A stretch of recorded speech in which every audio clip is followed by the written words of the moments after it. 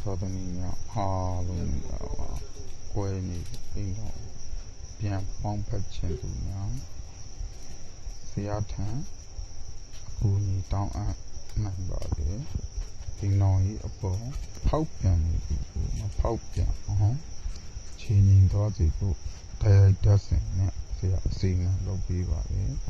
လုံးဝမဖောက်ပြန်အောင်မိမိတန်တန်ဆွဲဖြစ်နေအောင်တ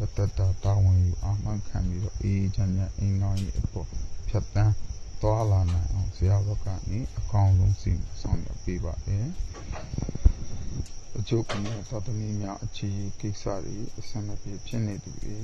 တယောက်နဲ့တယောက်အဝေးရောက်နေလို့အခြေအပေါ် ADA ဆက်